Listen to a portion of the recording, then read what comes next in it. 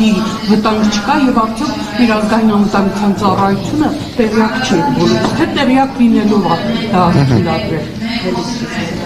Հիբրիդային պատերազմի վառ օրինակ։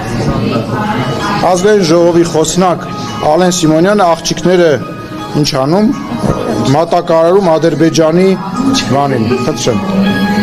Տարածված YouTube-ը չի։ Ադրբեջանի էլիտարի ծառայությունների համար եւ բան անց, ասենց հիմար բաներ են կարծում, բայց հիբրիդային պատերազմը ո՞նց է լինում։ Հիբրիդային պատերազմը ինչ պետք է անեն։ Այսինքն ուղղակի գիտեք ինչն է նաև հիբրիդային ակնհայտ, որ իրանք դե մեր երկիրը չեն ճանաչում, չգիտեմ որ մեր երկրում նախ Ալեն Սիմոնյանի մասին երևի կոշիկի չափը մենակ դեռ չգիտեն, մնացած ամեն ինչ գիտեմ, բայց դա արվում է դրսից, երբ որ նայում եք 43 համար եմ հագնում, դա անում է, նայում ես որտեղից է գալիս,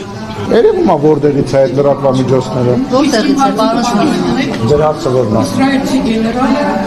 ռազմական փոխագետ է, որ սատու է դերից մեկին։ Չի կարող պատահել, որ ազգային անվտանգության ծառայությունը դրանից տեղյակ չլինի։ Ես խնդրում եմ այդ հարցով դիմեք ազգային անվտանգության ծառայության։ Ես ազգային անվտանգության տեղեկություններին չեմ տիրապետում եւ ես դրա իրավունքը չունեմ այնքանով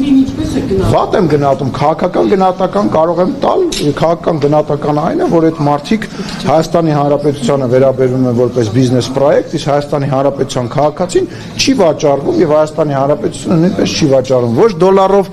ոչ եվրոյով եւ առավել եւս ոչ ռուբլիով եւ չի վաճառվելու